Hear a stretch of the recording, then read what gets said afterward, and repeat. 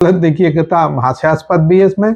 जुल, जाचक और पावड़ा, इन तीनों का एकमात्र इलाज है, इन्हें 3 बार लंघन करा देने से फिर कभी वापस नहीं आते। यहाँ पर जुल, जुल का अर्थ है ज्वर, मतलब ताप, अपभ्रंश है। जाचक का मतलब है याचक, भिखारी से, जाचक का मतलब भिखारी से। पावड़ा, पावड़ा मतलब राजस्थानी में भाषा में मेहमान को कहते हैं, बुंदेली में भी पावड़ा बोलते हैं कि पावने आए, पावने बोलते हैं इसको, पावने आए, पावने मतलब मेहमान आए। लंघन क्या है? चरक संहिता में लंघन की परिभाषा देते हुए कहा गया है कि जिसके शरीर में लघुता पैदा होती है उसे लंघन कहा जाता है। लंघन का प्रधान अर्थ अनशन या उपवास है, उपवास होता है। प्रधान रूप से अनशन अथवा उपवास के द्वारा ही लंघन कराया जाता है। आयुर्वेद में वमन, विरेचन, वस्ती, नश्य, केवल जल पीना, धूप सेवन, वायु सेवन, पाचक औषधियों का सेवन तथा व्यायाम के द्वारा भी लंघन कराया जाता है। लंघन का तात्पर्य है उपवास, भोजन नहीं करना। यदि 3 टाइम 4 टाइम आपने भोजन नहीं किया तो एक लंघन हो जाती है। 3 टाइम भोजन नहीं करना, एक लंघन।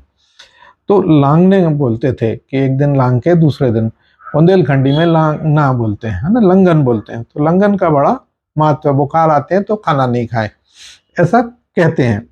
उल्लेखनीय, ज्वर को श्रेष्ठ औषधि माना गया है। लंघन को ज्वर में श्रेष्ठ औषधि माना गया। इस कहावत में भी बतलाया कि जुल, याचक और मेहमान, इन तीनों को यदि 3 समय आहार नहीं दिया जाए तो ये फिर कभी लौटकर नहीं आते हैं। आयुर्वेद में पित्त नाश के लिए शयन, सोना, वायु नाश के लिए मर्दन, मालिश, है ना, मालिश जो है, कफ नाश के लिए वमन तथा ज्वर नाश के लिए लंघन करने की बात कही गई है। देखिए तीनों को फिर एक बार इसे बहुत अच्छे से समझें। आयुर्वेद क्या कहता है? पित्त नाश के लिए शयन, मतलब आपकी नींद पूरी हो तो पित्त आपका ठीक रहेगा। वायु नाश के लिए मर्दन, मर्दन मतलब मालिश, तेल मालिश करें, तेल मालिश का प्रावधान है। कफ नाश के लिए वमन, कफ का नाश करना तो उल्टी कर दे, वमन तथा ज्वर नाश के लिए लंघन की बात कही गई है। लंघन मतलब वही मैंने आपको पहले बताया, बुखार, है ना, ज्वर मतलब बुखार का नाश करने के लिए लंघन का विवरण है। अब ज्वर में क्या है? ज्वर की एक दवाई देखिए कैसे, मतलब उसमें वह है ज्वर का, बुखार का। देखिए तो लोकोक्ति इसमें क्या कहती है? 11 तुलसी पत्र जो, स्याह मिर्च संग चाल, तो मलेरिया एक तारा, मिटे सभी विकार। 11 तुलसी पत्र जो, स्याह मिर्च संग चाल, तो मलेरिया एक तारा, मिटे सभी विकार। तुलसी के 11 पत्ते 4 काली मिर्च के दानों के साथ चबाने से मलेरिया, एक तारा इत्यादि बुखार निश्चित ही दूर हो जाता है। तुलसी, तुलसी क्या है? यह लेबिएटी फैमिली का पौधा है। वनस्पतिक नाम इसका ऑसिमम सेंक्टम है। आचार्य प्रियव्रत शर्मा के अनुसार वात, श्लेष्मिक, ज्वर, जुकाम इत्यादि पर तुलसी बहुत अच्छा कार्य करती है। तुलसी सनातन संस्कृति में बहुत महत्वपूर्ण पौधा है और घर घर में तुलसी का पौधा अनिवार्य रूप से लगाया जाता है। महिलाएं इसकी नियमित पूजा करती हैं। काली मिर्च के साथ तुलसी के पत्ते चबाना बहुत लाभ देता है। मलेरिया की भी अनुपम औषधि है। मलेरिया में तुलसी जो पत्र है वो बहुत अच्छी दवाई है मलेरिया में।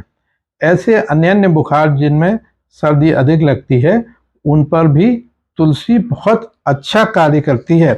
तो तुलसी एक बहुत अच्छी औषधि है। तुलसी को व्याग्रा भी कहा गया है ना।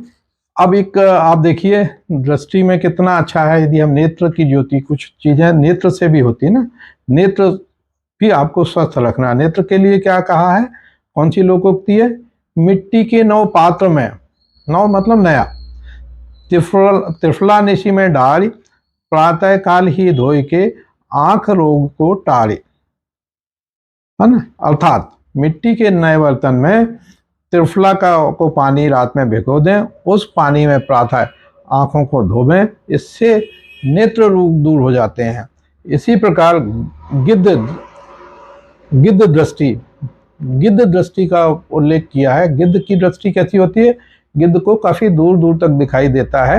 यदि आप त्रिफला से आंख साफ करते हैं तो गिद्ध जैसी दृष्टि आपकी हो जाएगी। यहाँ तुलना की गई है गिद्ध से, तो मतलब आप कल्पना करें कि त्रिफला कितना फायदा कर सकता है आंख के लिए। तो आप इसको उपयोग कर सकते हैं। मैंने भी अपने जीवन में, बचपन में मेरे पिताश्री कहा करते थे, तो हम लोग त्रिफला से आंखें धोया करते थे, तो उसका लाभ मिलता है। एक और बड़ी अच्छी चीज अपने दादी माँ के नुस्खे में भी मिलता है, घर घर में मिलता है। वो एक कहावत के माध्यम से है, आंख की दवा है बहुत अच्छी। काली मिर्च को पीस अरु घी बूरे संखात, नैन रोग सब दूर हो गिद्ध दृष्टि हो जात। फिर वही बात है, काली मिर्च को पीस अरु घी बूरे संखात, नैन रोग सब दूर हो गिद्ध दृष्टि हो जात। अर्थात काली मिर्च को खूब महीन पीसकर शुद्ध घी और शक्कर के साथ खाने में आंखों की रोशनी बढ़ती है ना। तो कितने अच्छे अच्छे आपके उसमें तो लोकोक्तियां हैं। लोकोक्तियों के माध्यम से आप कैसे स्वस्थ रह सकते हैं। एक और है, बाल सफेद ना होवे जो त्रिफला जल से सिर धोवे।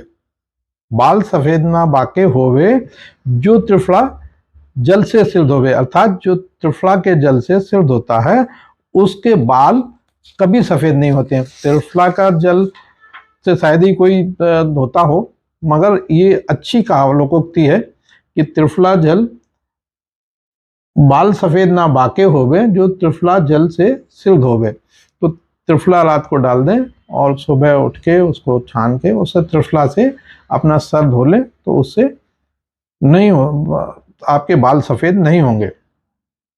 एक और दवाई देखिए, बहुत अच्छा है बिच्छू काटने का। बिच्छू गांव में आजकल जो सावन का महीना है और इस समय बिच्छू निकलते हैं, तो इस समय बिच्छू का क्या इलाज है? बहुत अच्छा इलाज दिया।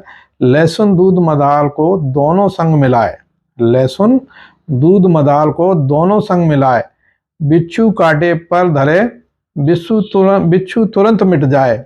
मतलब अर्थात लहसुन और आक का दूध मिलाकर बिच्छू के डंक लगाने वाली जगह पर लगाने से आक जो होता है, आक मतलब अकौआ, अकौआ मतलब अकौआ जो भगवान शिव को भी चढ़ता है।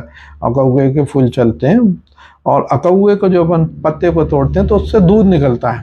उस दूध को और लहसुन के संग मिला के डंक जहाँ बिच्छू काटता है वहां पर लगाने से बिच्छू का जहर उतर जाता है।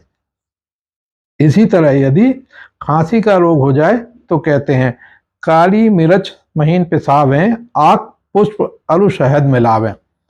मतलब खांसी के रोग में भी देखिए, काली मिर्च महीन पिसावें, आक पुष्प अरु शहद मिलावें। तो इनके साथ देने से इसका लाभ मिलता है। एक कहावत और है, बहुत अच्छी कहावत है। जब मैं छोटा था बचपन में, मेरी माँ अक्सर कान में मेथी गरम करके, सरसों के तेल में मेथी गरम करके, मेथी राई गरम करके कान के में तेल डाला करती थी। फिर डॉक्टर्स ने कहना शुरू किया कि नहीं, तेल नहीं डालना चाहिए, तेल नहीं डालना चाहिए, तेल।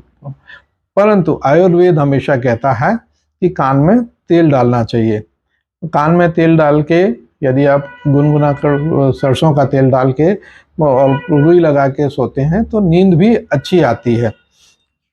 अब कान में कड़वा तेल डालो जो 100 बरस सुनना चाहो। यदि आप कान में कड़वा तेल डालो जो 100 बरस सुनना चाहो। यदि आप नित्य कानों में सरसों का तेल डालते हैं तो इससे साफ रहेंगे और श्रवण शक्ति अच्छी बनी रहेगी। इससे आप 100 वर्ष तक, जब तक आप जीवित रहेंगे तब तक आपको सुनाई देता रहेगा, बहरे नहीं होंगे। कड़वा तेल नित नाक लगावे ताके नाक रोग मिटे पावे जावे। कड़वा तेल नित नाक लगावे ताको रोग